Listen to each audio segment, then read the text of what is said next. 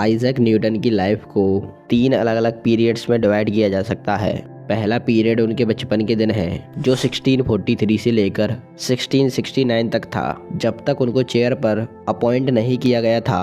दूसरा पीरियड 1669 से 1687 तक का था, जो उनका सबसे प्रोडक्टिव टाइम माना जाता है, जब वो कैम्ब्रिज में लोकेशन प्रोफेसर थे। तीसरा पीरियड, जो पहले 2 पीरियड से मिलकर ऑलमोस्ट डबल टाइम का था, तब का है जब न्यूटन लंदन में एक हाई पेड गवर्नमेंट ऑफिशियल बन गए और उनका इंटरेस्ट मैथमेटिकल रिसर्च में कम हो गया। आइजैक न्यूटन बुल्सथॉर्प के एक मैनर हाउस में पैदा हुए, जो ग्रैंथम के पास लिंकनशायर में था। उनके जन्म के टाइम जो कैलेंडर यूज हो रहा था, उसके हिसाब से वो क्रिसमस डे 1642 को पैदा हुए, पर हम यहाँ 4 जनवरी 1643 की डेट यूज कर रहे हैं, जो कि ग्रेगोरियन कैलेंडर के अनुसार करेक्टेड डेट है, ताकि आज के कैलेंडर के साथ मैच हो सके। ग्रेगोरियन कैलेंडर इंग्लैंड में 1752 तक अडॉप्ट नहीं किया गया था। आइजैक न्यूटन एक फार्मर के परिवार से थे, पर उन्होंने अपने फादर, जिनका नाम भी आइजैक न्यूटन था, उनको कभी नहीं देखा, क्योंकि उनकी मौत अक्टूबर 1642 में हो गई थी। 3 महीने पहले जब आइजैक पैदा भी नहीं हुए थे। आइजैक के फादर के पास काफ़ी ज़मीन और जानवर थे, जो उनको एक अमीर आदमी बनाते थे, पर वो बिल्कुल अनपढ़ थे और अपना नाम तक नहीं लिख सकते थे। आइजैक की मां हैना एस्क्यू ने बारनाबस स्मिथ से शादी कर ली, जो नॉर्थ विथम चर्च का मिनिस्टर था। जब आइजैक सिर्फ 2 साल के थे, छोटी उम्र के आइजैक अपनी नानी मार्जरी एस्क्यू के पास बुल्सथॉर्प में छोड़ दिए गए। एक तरह से देखा जाए तो वो एक अनाथ जीवन जी रहे थे।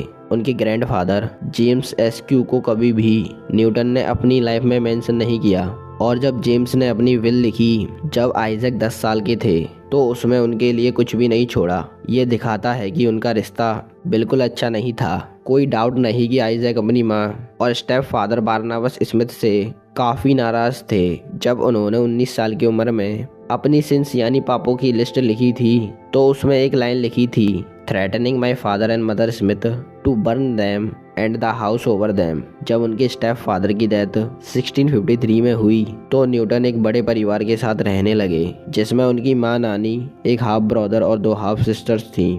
इस टाइम की थोड़ी देर बाद आइजैक ने free grammar school in Grantham join किया। ये स्कूल उनके घर से सिर्फ 5 माइल्स दूर था, पर फिर भी आइजैक ग्रैंथम में क्लर्क फैमिली के साथ रहते थे, पर उनका एकेडमिक परफॉर्मेंस कुछ खास नहीं था। उनके स्कूल रिपोर्ट्स में उन्हें आइडल और इनअटेंटिव यानी निठल्ला और लापरवाह कहा गया। उनकी माँ, जो अब काफ़ी अमीर थी, चाहती थी कि आइजैक उनके एस्टेट यानी संपत्ति को संभाले। इस वजह से उनको स्कूल से निकाल लिया गया, पर जल्दी ही ये क्लियर हो गया कि आइजैक का ना तो इसमें कोई टैलेंट है और ना ही कोई इंटरेस्ट। उनके अंकल विलियम एस्क्यू ने डिसाइड किया कि आइजैक को यूनिवर्सिटी के लिए प्रिपेयर करना चाहिए। उन्होंने आइजैक की मां को मना लिया और 1660 में आइजैक वापस फ्री ग्रामर स्कूल गया ताकि अपनी एजुकेशन कंप्लीट कर सके। इस बार वो स्कूल के हेडमास्टर स्टोक्स के साथ रहा।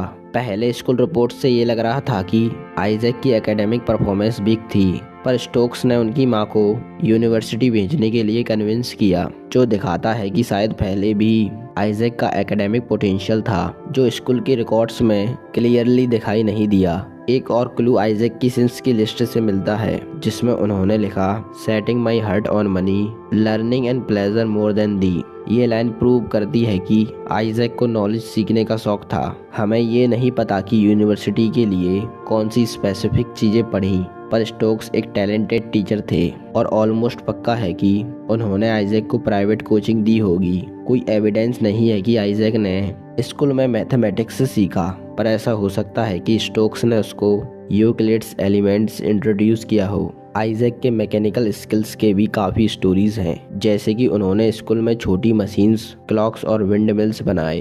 पर फेमस लोगों के बारे में कहानियाँ अक्सर एग्जैजरेट की जाती हैं, तो हो सकता है ये स्टोरीज बाद में बनाई गई हो। 1661 में न्यूटन ने अपने अंकल के old college Trinity college Cambridge join किया। वो अपने फेलो स्टूडेंट्स से थोड़ा बड़ा था और उसकी माँ फाइनेंशियली स्टेबल होने के बावजूद उसने वहाँ एक साइजर की तरह एंट्री ली।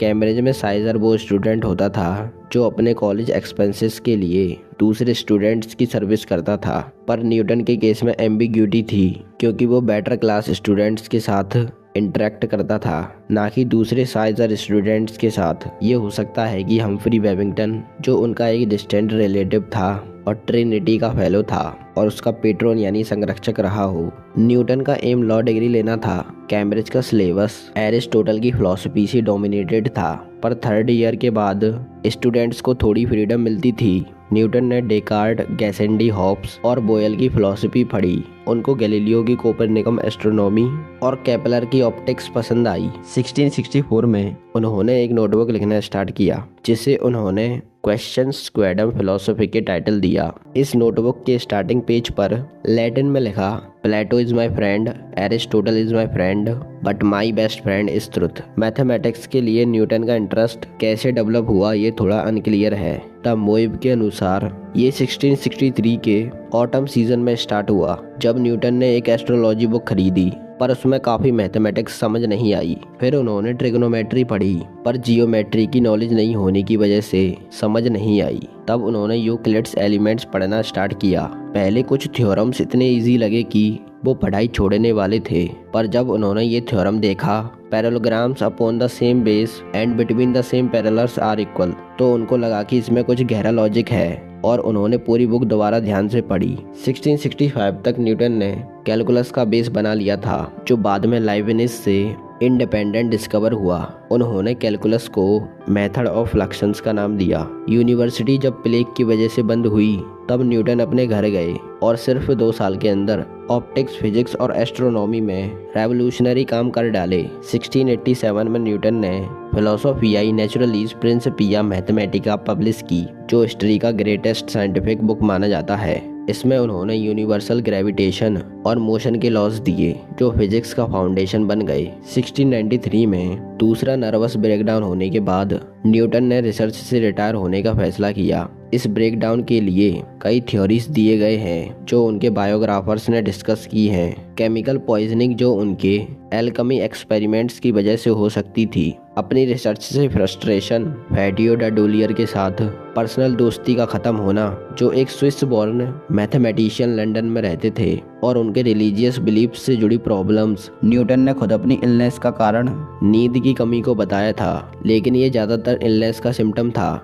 ना कि असली वजह। लगता है कि ये इलनेस डिप्रेशन थी, जो वो अपनी ज़िंदगी के काफ़ी हिस्से में सफ़र करते रहे। शायद कुछ इवेंट्स की वजह से ये और बढ़ गया। न्यूटन ने कैम्ब्रिज छोड़ने का फैसला किया और 1696 में लंदन में एक गवर्नमेंट पोजीशन लेने के लिए रॉयल मिंट के वार्डन बन गए और 1699 में मास्टर बन गए। लेकिन उन्होंने अपने कैम्ब्रिज के पोजीशंस 1701 तक रिजाइन नहीं किए। मास्टर ऑफ द मिंट बनकर अपने एस्टेट्स के इनकम के साथ न्यूटन काफ़ी अमीर हो गए थे। बहुत सारे लोगों के लिए ऐसे पोजीशन को उनके साइंटिफिक अचीवमेंट्स का रिकॉर्ड समझा जाता, लेकिन न्यूटन ने इसे उस तरह से नहीं देखा। उन्होंने मिंट के काम में अपना स्ट्रॉन्ग कंट्रीब्यूशन दिया, खास तौर पर रिकॉइनेज के मुश्किल दौर में, और काउंटर फिटिंग को रोकने के लिए काफ़ी एक्टिव रहे। 1703 में उन्हें रॉयल सोसाइटी का प्रेसिडेंट इलेक्ट किया गया और हर साल उन्हें दोबारा इलेक्ट किया गया जब तक उनकी मौत नहीं हो गई। 1705 में क्वीन एनी ने उन्हें नाइटेड किया। वो पहले साइंटिस्ट थे जिन्हें इस तरह का ऑनर दिया गया, लेकिन उनकी ज़िंदगी का आखिरी हिस्सा आसान नहीं था, खास तौर पर लाइबनिज के साथ कैलकुलस के इन्वेंशन को लेकर हुई कंट्रोवर्सी की वजह से। न्यूटन का गुस्सा और क्रिटिसिज्म को लेकर जो रिएक्शन था, वो इस बात से समझ आता है कि उन्होंने लाइबनिज के खिलाफ एक इररेशनल टेम्पर दिखाया और लंबी कंट्रोवर्सी हुई। न्यूटन ने अपनी पोजीशन का इस्तेमाल किया। रॉयल सोसाइटी के प्रेसिडेंट के रूप में उन्होंने एक इम्पार्शियल कमेटी बनाई ताकि ये डिसाइड हो सके कि कैलकुलस का इन्वेंशन किसने किया। उन्होंने इस कमेटी की ऑफिशियल रिपोर्ट लिखी, जो ऑब्वियसली उनके नाम से नहीं आई, और उसके बाद उन्होंने एक रिव्यू लिखा, फिर से अनोनिमसली, जो philosophical transactions of the royal society में पब्लिश हुई। न्यूटन के असिस्टेंट विस्टन ने उनके गुस्से को पहली बार देखा। उसने लिखा, न्यूटन सबसे ज़्यादा फियरफुल, कॉशियस और सस्पिशियस टेम्पर वाले इंसान थे जो मैंने कभी जाना। बाद में न्यूटन लंदन शिफ्ट हो गए और गवर्नमेंट ऑफिशियल बन गए। मैथमेटिक्स और साइंस से उनका इंटरेस्ट कम हो गया और वो पॉलिटिक्स और रॉयल सोसाइटी का पार्ट बन गए। 1727 में उनकी डेथ हो गई, पर आज भी उनका नाम दुनिया के ग्रेटेस्ट साइंटिस्ट में लिया जाता है।